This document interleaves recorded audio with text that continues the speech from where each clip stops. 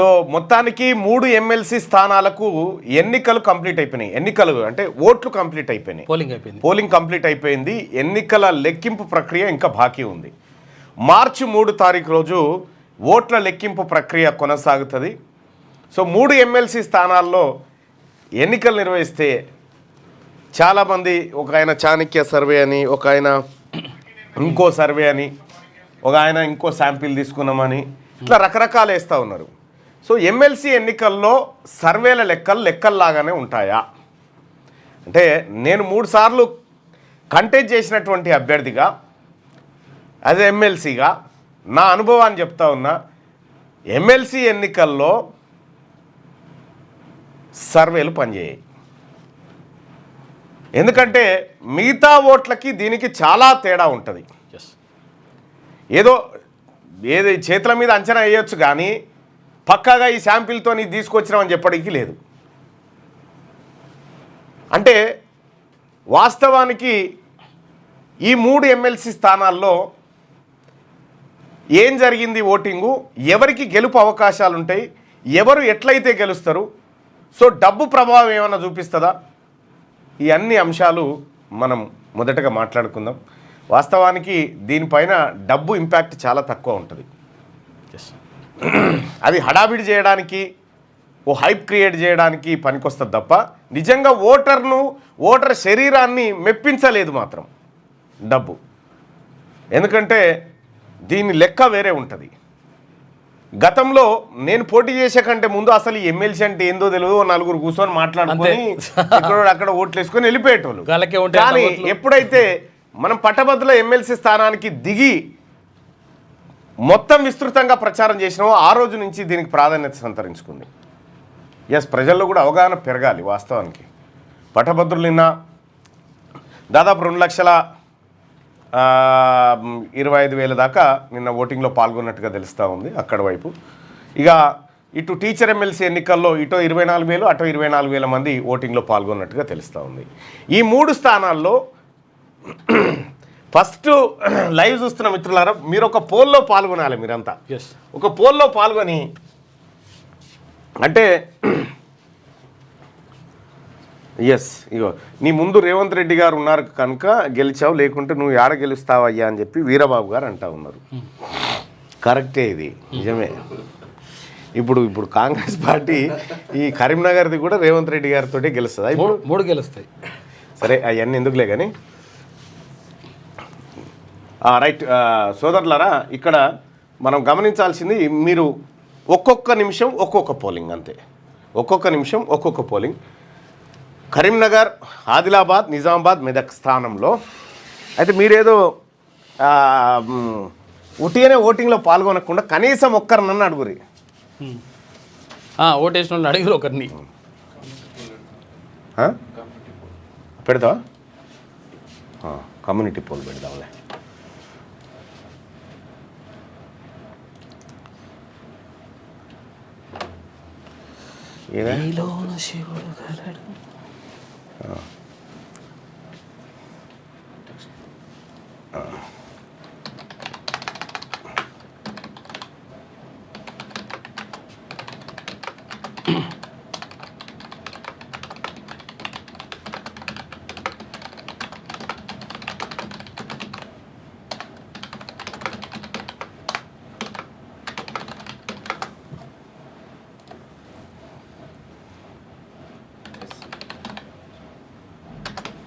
పేరు అంజిరెడ్డి అని.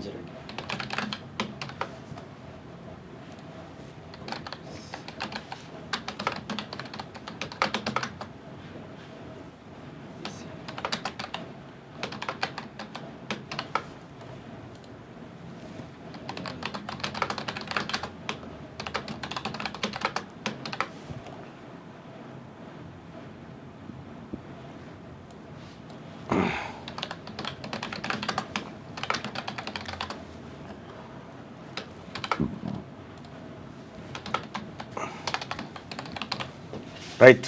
కమ్యూనిటీ పోస్ట్లో ఒకసారి కమ్యూనిటీ పోస్ట్ తీసి చూపించు. దాంట్లో ఒకసారి పోస్టాం చూపించు పోస్ట్. ఈ channel okay.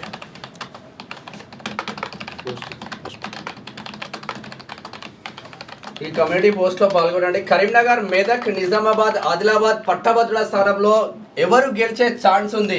Anji Reddy BJP, Prasanna Harikrishna BSP, Narender Reddy Congress, ఇతరులు. ఇది కమ్యూనిటీ పోస్ట్ లో మీకు అందుబాటులో ఉంటది. శనార్థి తెలంగాణ పైన మీరు క్లిక్ చేస్తే పోస్ట్ లో మీకు కింద ఇక్కడ పోస్ట్ అని ఉంటాయి. అసలు యాక్చువల్ పోస్ట్ అందుబాటులో ఉంటారు. ఇంకో పోస్ట్ కూడా రాబోతుంది.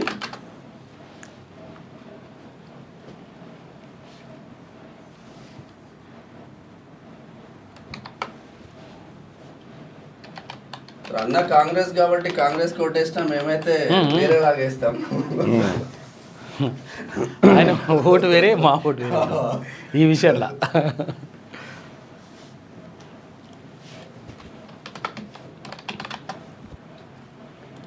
రైట్, నెక్స్ట్ పోస్ట్ కూడా ఒకసారి చూసుకోండి. రిఫ్రెష్ కొట్టాలి. తర్వాత మెదక్, నల్గొండ, ఖమ్మం టీచర్ ఎమ్మెల్సీ స్థానంలో ఎవరు గెలిచే అవకాశం ఉంది? శ్రీపాల్ రెడ్డి, నర్సిరెడ్డి, పూల రవీందర్, ఇతరులు. వీళ్ళ ముగ్గురు మధ్యలో పోటీ ఉన్న నేపథ్యంలో ముగ్గురిని ప్రధానంగా తీసుకుని ఇతరులు పెట్టేశారు. ఎవరు గెలిచే ఛాన్స్ ఉంది? ఈ హర్షవర్ధన్ రెడ్డి కూడా పెట్టారు. ఇతరులు ఓకే. ఎవరు గెలుస్తారు నా అంచనా ఏందనేది కాసేపట్లో చెప్తా చూడరు.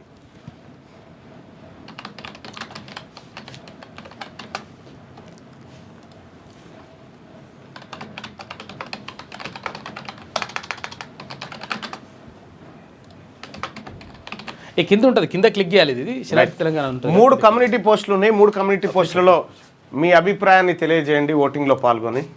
Adilabad, Medak, Karimnagar, Nizamabad teacher. Adilabad, Medak, Karimnagar, Nizamabad teacher MLC ఎన్నికల్లో ఎవరు గెలిచే ఛాన్స్ ఉంది? మల్కా కుమరేనా, వంగా మహేందర్ రెడ్డి, ఇతరుల. అంటే ఆప్షన్స్ ఎక్కువ ఉన్నాయి. ఇక దీంట్లో కూడా మెదక్, నల్గొండ, ఖమ్మం టీచర్ ఎమ్మెల్సీ స్థానంలో ఎవరు గెలిచే అవకాశం ఉంది? శ్రీపాల్ రెడ్డి, నర్సిరెడ్డి, పూల రవీంద్ర, ఇతరుల. ఇక అలాగే కరీంనగర్, మెదక్, నిజామాబాద్, ఆదిలాబాద్ పట్టభద్రుల స్థానంలో ఎవరు గెలిచే ఛాన్స్ ఉంది? అంజిరెడ్డి గెలవబోతా ఉన్నాడా? ప్రసన్న హరికృష్ణ, నరేందర్ రెడ్డి కాంగ్రెస్ పార్టీ, ఇతరులు గెలవబోతా ఉన్నారా? మీ ఒపీనియన్ని ఇక్కడ కమ్యూనిటీ పోస్ట్లో ఉంటుంది. ఈ పోస్ట్లో మీ అభిప్రాయాన్ని తెలియజేయండి. ఇక మరి ఎవరు గెలుస్తారు మళ్ళన్న? మీ అభిప్రాయం ఏంది? సో ఇక్కడ నా అంచనాలు, నా అభిప్రాయాలు ఇవి నా వ్యక్తిగతం మాత్రమే. అంటే నేను వేస్తున్నటువంటి ప్రిడిక్షన్ ఎట్లా ఉంటుంది అని అంటే ఇది సర్వే చేసింది కాదు, ఎక్కడ గ్రౌండ్లో దిగింది కాదు, మా వాళ్ళు ఏం చేసింది కాదు. ఇక్కడ కరీంనగర్, మెదక్, నిజామాబాద్,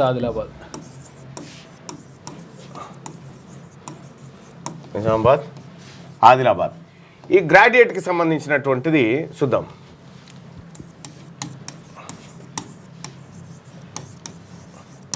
ఈ గ్రాడ్యుయేట్ స్థానానికి సంబంధించినటువంటి చూస్తే ఇక్కడ ప్రధానంగా బీజేపీ, కాంగ్రెస్, ఆ తర్వాత బీఎస్పీ,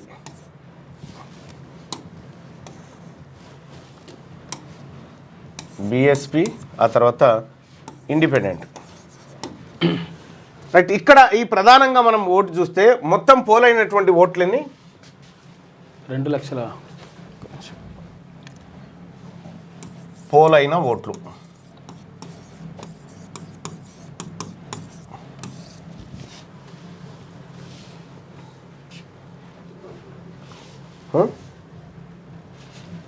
రెండు లక్షల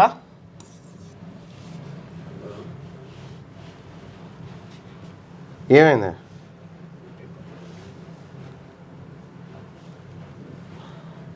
2,50,106 ఓట్లు పోలైనాయి. ఇవి గ్రాడ్యుయేట్ కాన్స్టిట్యున్సీలో పోలైనటువంటి ఓట్లు.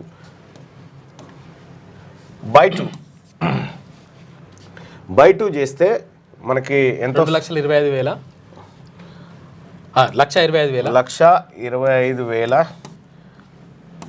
1,25,000 ఓట్లు ఎవరు వస్తే వాళ్ళు గెలుస్తారు. అంతే. 1,25,054 ఓట్లు 3 కానీ ఒకటి ఎక్కువ రావాలి. అంటే +1 రావాలి. ఇందులో ఒకటి ఎందుకు ఎక్కువ వచ్చిందంటే +1, 50% +1 ఓట్. అట్లయితే ఇక్కడ గెలుస్తారు. 1,25,054 ఓట్లు ఎవరికి వస్తే వాళ్ళు గెలుస్తారు. సో ఇక్కడ మనం ప్రధానంగా చర్చించుకోవాల్సింది ఏంది? మరి 1,25,054 ఓట్లు ఎవరికన్నా వచ్చే అవకాశం ఉందా అంటే లేదు. ఎస్, లేదు. ఫస్ట్ ప్రియారిటీ ఓట్లతో ఎవరు గెలిచేటువంటి అవకాశం లేదు. సపోజ్ సెకండ్ ప్రియారిటీ ఓట్లే ఈ ఫలితాన్ని తేల్చేటువంటి అవకాశం ఉంది. మరి సెకండ్ ప్రియారిటీ ఇక ఫస్ట్ ప్రియారిటీ పక్కకు పెడితే ఈ first priority ఓట్లలో Bharatiya Janata party అభ్యర్థికి 1,25,000 అంటే దాన్ని 3 భాగాలు చేద్దాం, 4 భాగాలు చేద్దాం. 4 భాగాలు చేస్తే 30. ఈయనకు బీజేపీ అభ్యర్థికి 30,000 ఓట్లు వచ్చినాయి అనుకో, ఇంకెన్ని మిగులుతాయి? 95. 95లో కాంగ్రెస్ అభ్యర్థికి ఒక 25,000 వచ్చినాయి అనుకో, బీఎస్పీ అభ్యర్థికి ఒక 40,000 వచ్చినాయి అనుకో. ఓకే, ఇంకెన్ని పోతాయి? 70, 90, 95 అంటే ఇగో ఇండిపెండెంట్లు అందరు కలిపి 30,000 వచ్చినాయి అనుకో. ఓకే, ఇట్లా వచ్చినాయి అనుకో. ఎవరికి ఇంకా ఈ కోటా రాలే అంటే 1,25,054 ఓట్లు ఎవరికి రాలేదు. కానీ మరి వాట్ నెక్స్ట్? అయితే ఇక్కడ మనం గమనించాల్సినటువంటి అంశం ఏంటంటే ఈ ఫస్ట్ ప్రియారిటీ ఓట్లు ఎవరికి ఎక్కువనే అనేది చూడాలి. ఒకవేళ బీఎస్పీ అభ్యర్థికి ఎక్కువనే అనుకుందాం. ఎక్కువనే అనుకుంటే ఈయన ఫస్ట్ ప్లేస్లో ఉంటాడు, ఆయన వెనకాల నెక్స్ట్ 30,000 ఆయన ఉంటాడు, ఆ తర్వాత 25,000 ఆయన ఉంటాడు, ఆ తర్వాత ఇండిపెండెంట్లు అందరు కలిసి ఇట్లా వరుసగా వస్తూ ఉంటారు అన్నట్టు. ఇక్కడ మనం గమనించాల్సింది ఏంటంటే ఇది అయిపోయింది, ఫస్ట్ ప్రియారిటీలో ఫలితం తేలలేదు. తేలినప్పుడు ఏం చేస్తారంటే ఈ కింద ఎవరికైతే తక్కువ ఓట్లు వచ్చినాయో, సపోజ్ ఒకరికి 4 ఓట్లే వచ్చినాయి అనుకున్నాం, వెంకట్ అనేట ఆయనకు మొత్తం ఫస్ట్ ప్రియారిటీ ఓట్లు ఒక 50 వచ్చినాయి అనుకుందాం. 50 ఓట్లు వచ్చినాయి. అయితే ఈయనని ఏం చేస్తారంటే ఈయన లాస్ట్లో ఉన్నాడు, అందరికంటే లాస్ట్లో ఉన్నాడు కదా, ఈయనని ఎలిమినేట్ చేస్తారు. ఈయనని ఎలిమినేట్ చేసి ఈ 50 ఓట్లు ఉన్నాయి కదా, ఈ 50 ఓట్లలో సెకండ్ ప్రియారిటీ ఓటు ఎవరికి వేసిరో మళ్ళీ వాళ్ళ డబ్బలలో వేస్తారు. 50 ఓట్లు పంచుకుంటూ వస్తారు. బీఎస్పీ అభ్యర్థికి ఇప్పటికి 40,000 ఉన్నాయి కదా, మాట ఉదాహరణ మాత్రమే అంతే చెప్తున్నా. కాంగ్రెస్ అభ్యర్థికి 25,000 ఉన్నాయి కదా, లేదు బీజేపీ అభ్యర్థి సెకండ్ పెడదాం. బీజేపీ అభ్యర్థికి 30,000 ఉన్నాయి. ఆ తర్వాత కాంగ్రెస్ అభ్యర్థికి 25,000 ఉన్నాయి. ఓకే, ఇక క్లియర్. ఇక ఈ కింద ఉన్న వాళ్ళంతా ఎలిమినేట్ కావాల్సిందే.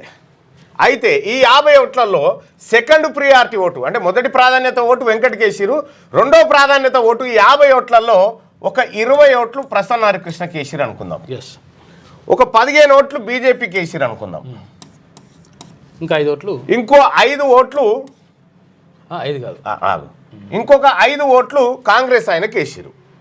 ఇప్పుడు దీన్ని బట్టి 40 అయినాయి కదా, ఇంకొక 10 ఓట్లలో సెకండ్ ప్రియారిటీ వేయలే, అసలు సెకండ్ ప్రియారిటీ వేయలే, కానీ 1 నెంబర్ వేసి ఇట్స్ పెట్టిరు. సో ఇప్పుడు ఏమవుతుంది, ఈయనకు బీఎస్పీ ఆయనకు 40,20 ఓట్లు అవుతాయి. వెంకట్ ఎలిమినేట్ అయిన తర్వాత కూడా ఇవి కూడితే 40,20 ఓట్లు అయినాయి కదా. సో ఈ కోటా రాలే, ఇంకా ఈ కోటా రాలే. మళ్ళీ ఏం చేస్తారు, ఆ వెంకట్ కంటే మీద ఉన్న ఆయన ఉంటాడుగా, రెండో లాస్ట్ ఆయన ఆయనది అట్లా తీసుకుంటూ ఇలా కలుపుకుంటూ వస్తారు. వచ్చిన తర్వాత కూడా ఈ ఇంకొక ఆయన యాదగిరి శేఖర్రావు అని ఒక ఆయన ఉన్నాడు. అయితే అక్కడి వరకు వస్తారు. వచ్చిన తర్వాత ఈయనకు ఇండిపెండెంట్లలో 10,000 ఓట్లు వచ్చినాయి అనుకుందాం. ఇండిపెండెంట్లలో యాదగిరి శేఖర్రావు 10,000 ఓట్లు వచ్చినాయి. ఇక వీళ్ళ పని అయిపోయినట్టే. ఈ కింది వాళ్ళ అన్ని సెకండ్ ప్రియారిటీ తీసి వీళ్ళకి పంచుతూ ఉంటారు. పంచుతున్నటువంటి క్రమంలో ఈ సెకండ్ ఇప్పుడు యాదగిరి శేఖర్రావు దగ్గర 10,000 ఓట్లు ఉంటే దీంట్లో ఫస్ట్ ప్రియారిటీ మాత్రమే పడ్డటువంటి ఓట్లు 2,000, 8,000కు సెకండ్ ప్రియారిటీ ఉంది అనుకుందాం. ఈ 8,000లలో ఒక 4,000 ఓట్లు ఈయన కలిసినాయి అనుకో,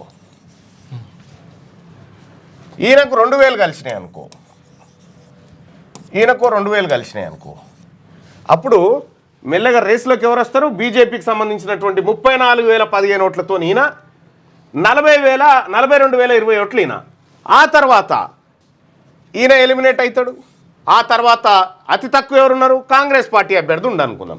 ఈ కాంగ్రెస్ పార్టీ అభ్యర్థికి సంబంధించినటువంటి ఈ ఓట్లు ఉన్నాయి 25,000 ప్లస్ 2,000, 27,000, 27,005 ఓట్లు ఉన్నాయి. 27,005 ఓట్లలో అప్పుడు ఈయనని ఎలిమినేట్ చేసి ఈయన ఓట్లలో ఉన్నటువంటి సెకండ్ ప్రియారిటీ ఈయనకు అంచుతారు.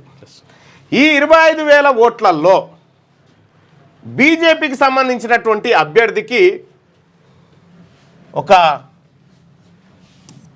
15,000 ఓట్లు పడ్డాయి అనుకో. 15,000 ఓట్లు బీజేపీ అభ్యర్థికి పడి ఓ 10,000 ఓట్లు ప్రసన్న హరికృష్ణకు పడ్డాయి అనుకో. ఇప్పుడు ఎంత అవుతుంది లెక్క చూస్తే? 25 అయితే 2,000 ఇంకా ఎక్కడ వేయడు, ఫస్ట్ ప్రియారిటీ ఒకటే ఇస్తాడు. అయితే ఏమైంది దీంతో? ఏమైంది బీఎస్పీ అభ్యర్థికి 50,000, 52,020 ఓట్లు అయినాయి. ఈయనకు 52,020 ఓట్లు, 20 ఓట్లు ప్రసన్న హరికృష్ణకి అయినాయి. ఈయనకు 45, 49,015 ఓట్లు ఈయనకైనాయి. రైట్, ఇక్కడ వరకు వచ్చింది అనుకో విజేత ప్రసన్న హరికృష్ణనే. ఎందుకు అనంటే ఈయన ఈ కాంగ్రెస్ పార్టీ లేకపోతే ఇంతకంటే తక్కువ ఉన్నటువంటి వాళ్ళ లెక్క పూర్తయ్యే నాటికి ఈయనని జంపు కావాలి. ఈయనకంటే ఎక్కువ వచ్చినప్పుడు మాత్రమే ఆయన రేసులో ఉంటాడు. సో ఇక్కడ ఏం జరుగుతూ ఉంది? ఇక్కడ ఈ కింద ఉన్నటువంటి కాంగ్రెస్ పార్టీ అభ్యర్థి సెకండ్ ప్రియారిటీ కానీ, లేకపోతే ఇక్కడ మనం కాంగ్రెస్ పార్టీ అభ్యర్థి ఓట్లు బీజేపీకి ఎక్కువ వేసినాం. సో మరి వాస్తవం ఏందనేది మళ్ళీ చెప్తా. అయితే వీళ్ళ లెక్క పెట్టే నాటికి వీళ్ళ కోటా పూర్తి కాదు. అప్పుడు ఏం చేస్తారు? ఈయన ఓట్లు తీసుకొచ్చి ఈయన కలిపి 124,025 ఓట్లని చేస్తారు. 25 అది ఎంత ఉందిగా 54 ఓట్లు. 54 ఓట్లుగా దీన్ని క్యాలిక్యులేట్ చేస్తారు. క్యాలిక్యులేట్ చేసి మరి లేదన్న లెక్క పెట్టాల్సిన అవసరం లేదు. మద్రాస్ హైకోర్టు తీర్పునిచ్చింది. ఎలిమినేషన్ అందరూ అయిపోయిన తర్వాత మిగిలినటువంటి వాళ్ళే విజేత అనేది మద్రాస్ హైకోర్టు చెప్పినటువంటి జడ్జిమెంట్ ఇటీవల కాలంలో. సో జరిగినటువంటి కర్ణాటక హైకోర్టు జరిగినటువంటి ప్రక్రియ గిది ఎన్నికల ప్రక్రియ. అయితే ఇప్పుడు ఎవరు గెలిచే ఛాన్స్ ఉంది? ఒకటి, ప్రసన్న హరికృష్ణకు ఉన్నటువంటి అడ్వాంటేజ్ ఏంటంటే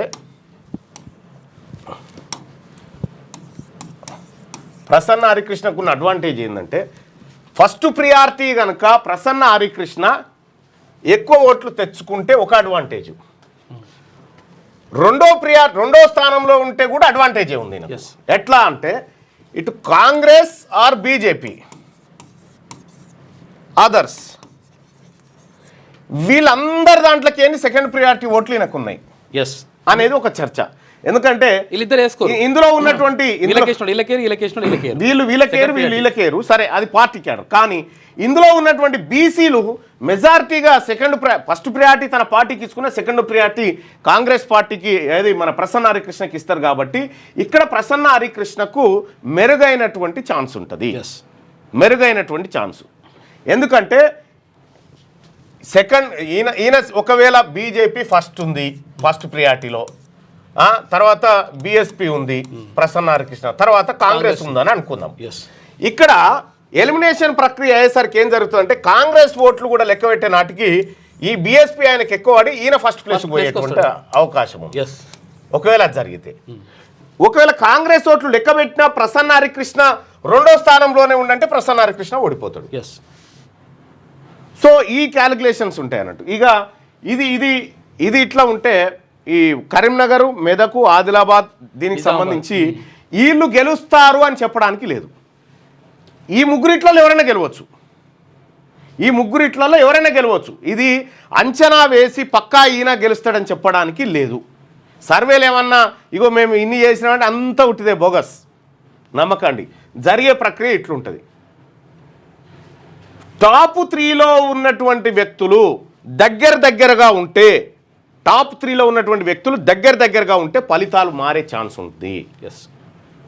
సో వీళ్ళ మధ్యలో గ్యాప్, ఫస్ట్ అభ్యర్థికి వీళ్ళకి మధ్యలో చాలా గ్యాప్ ఉందంటే ఈయన గెలుస్తాడు ఇక అంతే.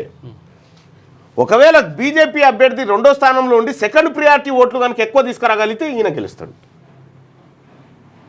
ఇక మూడో అభ్యర్థి కాంగ్రెస్ పార్టీ అభ్యర్థి గెలవాలంటే కొద్దిగా ఏది వీళ్ళిద్దరు దాంట్లోకేని సెకండ్ ప్రియారిటీ ఓట్లు ఆయనకు ఉండాలి, కానీ అట్లా ఉన్నట్టుగా కనిపిస్తలేదు సినారియో. రైట్, ఇది వరంగల్, నల్గొండ, అది మన కరీంనగర్, ఆదిలాబాద్, మెదక్, నిజామాబాదు పట్టభద్రుల స్థానానికి సంబంధించినటువంటి అంచనా ఇది.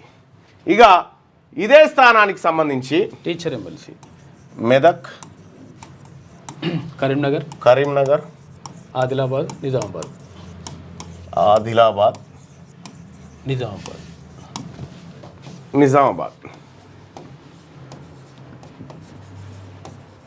నిజామాబాద్ ఈ టీచర్ ఎమ్మెల్సీ స్థానం. టీచర్ ఎమ్మెల్సీ స్థానంలో ప్రధానంగా పోటీ పడ్డటువంటి ఇద్దరు అభ్యర్థులు, ఒకటి మల్కా కుమరయ్య,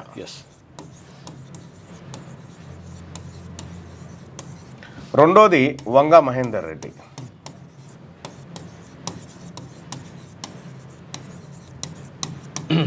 ఇంకోటి కూర రఘోత్తమ్ రెడ్డి.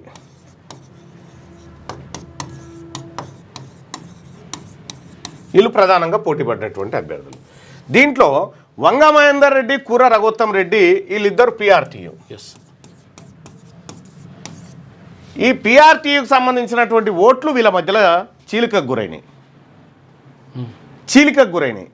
ఈ చీలికకు గురవడంతో పాటు ఈ పిఆర్టీలో ఉన్నటువంటి బీసీలంతా బేషరతుగా మల్కా కుమరయ్యకు మద్దతు చేశారు. కనీసం సెకండ్ ప్రియారిటీ అని ఇస్తారు, ఆటోమేటిక్ మద్దతు చేశారు. సో దీంట్లోకైనా సెకండ్ ప్రియారిటీ మల్కా కుమరయ్యకు వచ్చే అవకాశమే ఎక్కువ ఉంది. సో దాంతో మల్కా కుమరయ్య గెలుపు అనేది అక్కడ సునాయాసంగానే ఉండొచ్చు, పెద్దగా ఏం రిస్క్ ఏమి ఉండకపోవచ్చు. ఇది మెదకు, కరీంనగర్, ఆదిలాబాద్, నిజామాబాద్కు సంబంధించినటువంటి ప్రిడిక్షన్ అంతే. Teacher MLC right. ఇక వరంగల్, నల్గొండ, ఖమ్మం.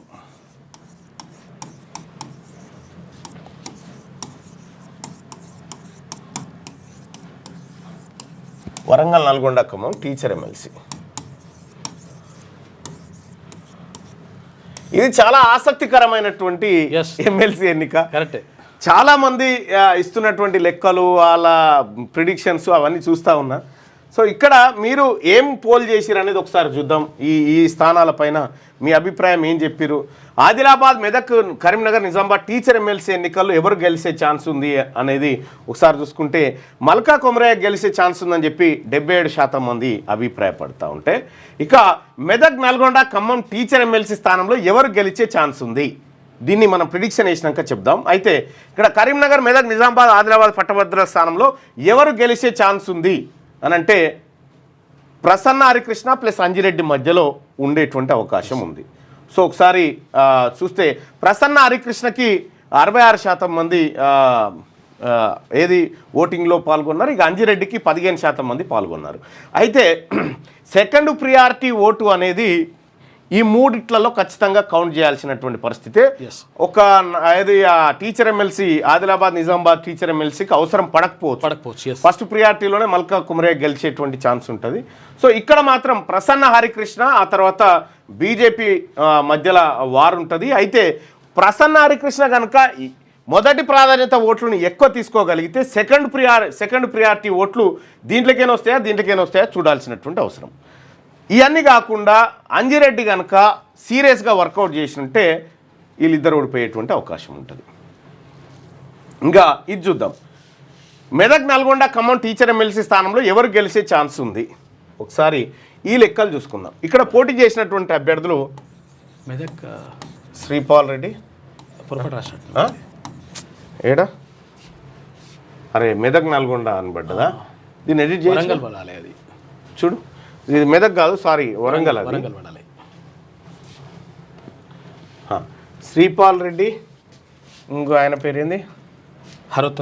సర్వోత్తం రెడ్డి, పూల రవీందర్,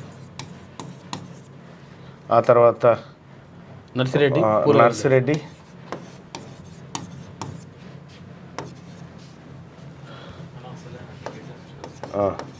పూల రవీందర్, తర్వాత హర్షవర్ధన్ రెడ్డి. హర్షవర్ధన్ రెడ్డి కూడా బాగానే ఉండే కానీ అయితే ఈయన నాన్ లోకల్ అని కొంచెం హర్షవర్ధన్ రెడ్డి, తర్వాత సుందర్రాజ్ యాదవ్, ఇక్కడ చాలా ఆసక్తికరమైనటువంటి లెక్కలు ఉంటాయి, మీరు గమనించండి. మొత్తం 24,000 ఓట్లు పోలైనాయి అప్రాక్సిమేట్గా. అంటే 12,000 ఓట్లు ఎవరికి వస్తే వాళ్ళు గెలుస్తారు. 12,000 ఓట్లు ఎవరికి వస్తే వాళ్ళు గెలుస్తారు. దాదాపు 94% అట్లా పోలింగ్ జరిగినట్టుంది. సో ఈ 12,000 ఓట్లు ఎవరికి వస్తే వాళ్ళు 24,000 ఓట్లలో శ్రీపాల్ రెడ్డికి ఒక ఫస్ట్ ప్రియారిటీ ఓట్లు ఒక 3,000 వచ్చినాయి అనుకో. ఓకే, సర్వోత్తమ్ రెడ్డికి ఈయనకు ఒక 1,500 వచ్చినాయి అనుకో. నర్సిరెడ్డికి ఒక 2,000 వచ్చినాయి అనుకో. ఆ తర్వాత పూల రవీందర్కి ఒక 4,000 వచ్చినాయి అనుకో. హర్షవర్ధన్ రెడ్డికి 3,500 వచ్చినాయి అనుకో. ఆ తర్వాత సుందర్ రాజ్, ఇవన్నీ అవుతున్నాయి మొత్తం 7, 8, 9, 10, 13 ప్లస్ సుందర్ రాజ్ యాదవ్కి ఒక 2,500 వచ్చినాయి అనుకో. ఇంకా ఇతరులు ఉన్నారు, ఇతరులకు అన్నీ వచ్చినాయి అనుకో. ఇక్కడ ఏం జరుగుతుందంటే ఈ ఫస్ట్ ప్రియారిటీ ఓట్లు ఎవరికైతే ఎక్కువ వస్తాయో వాళ్లకు గెలిచే అవకాశాలు ఎక్కువగా ఉంటాయి ఇక్కడ.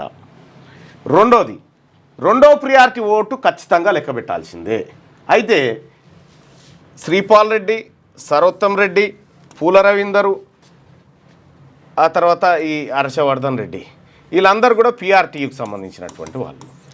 పిఆర్టీయూ ఇక్కడ మెజారిటీ సంఘం అయినప్పటికీ కూడా పిఆర్టీయూలో ఉన్నటువంటి 4 వ్యక్తులు పోటీ చేయడం వల్ల, అంటే పిఆర్టీయూ బ్యాక్గ్రౌండ్ ఉన్నటువంటి 4 వీళ్ళు పోటీ చేయడం వల్ల మెజారిటీ పిఆర్టీయూ చీలిపోతా ఉంది.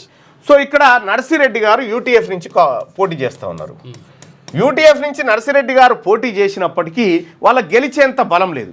పోయినసారి ఎట్లా గెలిచిండు ఆ నర్సిరెడ్డి అంటే ఇక్కడ శ్రీపాల్ రెడ్డి, సర్వోత్తమ్ రెడ్డి, ఆ తర్వాత హర్షవర్ధన్, ఈ రెడ్లందరూ కలిసి అప్పుడు టీచర్ బీసీ ఎమ్మెల్సీగా ఉన్నటువంటి టీచర్ ఎమ్మెల్సీ పూల రవీందర్ని ఓడగొట్టడానికి రెడ్లంతా అప్పుడు ఒకటైరు. కాబట్టి ఆయన గెలుపు సాధ్యమైంది. ఈసారి అంత ఈజీగా ఆయన గెలుపు ఉండకపోవచ్చు. సో కాబట్టి ఇక్కడ మెజారిటీగా ఈ సర్వోత్తమ్ రెడ్డి, ఆ తర్వాత శ్రీపాల్ రెడ్డి, ఆ తర్వాత పూల రవీందర్ మధ్యలో ఫైట్ ఉండేటువంటి అవకాశం ఉంది. నర్సిరెడ్డి గారిది, సో ఆయన నర్సిరెడ్డి గారి గురించి చెప్పడానికి మంచి లేదు, చేసిన చెడు లేదు. సో ఆయన అట్రా న్యూట్రల్గా ఉన్నాడు. అయితే వీళ్ళ మధ్యలో పోటీ ఉండేటువంటి అవకాశం కనిపిస్తూ ఉంది. శ్రీపాల్ రెడ్డి, సర్వోత్తమ్ రెడ్డి, పూల రవీందర్ మధ్య ఈ ముగ్గురిట్ల మధ్యలోనే పోటీ ఉండేటువంటి అవకాశం అయితే కనిపిస్తూ ఉంది. అయితే హర్షవర్ధన్ రెడ్డి నాన్ లోకల్ ఒకటైతే సుందర్ రాజు యాదవ్ ఓట్లు అత్యంత కీలకం. సుందర్ రాజు యాదవ్కు హర్షవర్ధన్ రెడ్డికి పడ్డటువంటి ఓట్లు అత్యంత కీలకమైనటువంటి ఓట్లు. ఎందుకంటే సుందర్ రాజు యాదవ్ బీసీ సామాజిక వర్గం నుంచి బలంగా పోటీ చేసినటువంటి నేత. ఇందులో నుంచి సెకండ్ ప్రియారిటీ కనుక పూల రవీందర్కు ఎక్కువగా యాడ్ అయితే పూల రవీందర్ గెలిచేటువంటి ఛాన్స్ ఉంటుంది. ఇక్కడ హర్షవర్ధన్ రెడ్డి ఓట్లు, హర్షవర్ధన్ రెడ్డి కాంగ్రెస్లో ఉన్నాడు, పూల రవీందర్ కూడా కాంగ్రెస్ పార్టీతో కలిసి ఉన్నాడు. కాబట్టి హర్షవర్ధన్ రెడ్డి ఓట్లు కనుక మళ్ళీ పూల రవీందర్కి యాడ్ అయితే పూల రవీందర్ గెలిచే ఛాన్స్ ఉంటుంది. ఎట్లా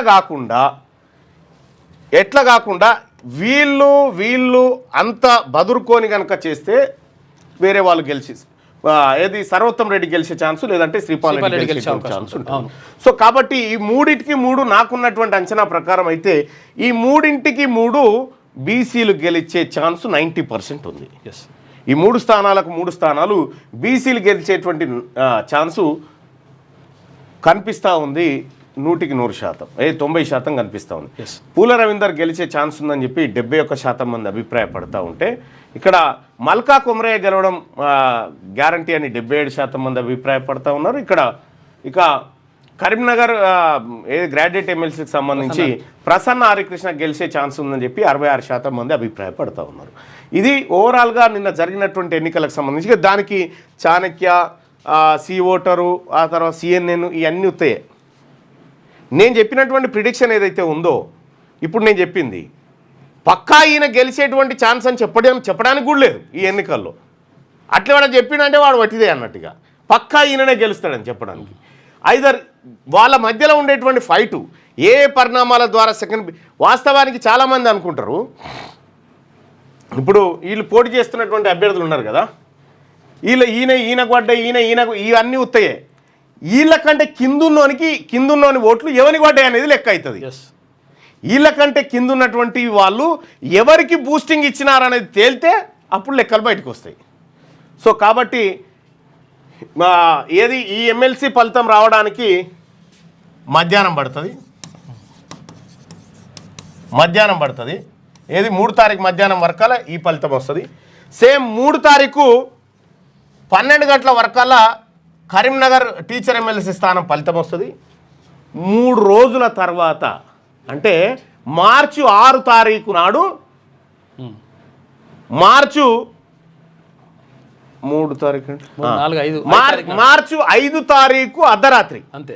మార్చి 5 తారీఖు అర్ధరాత్రి రోజు కరీంనగర్ పట్టభద్రుల ఎమ్మెల్సీ ఎన్నికల ఫలితం వస్తుంది.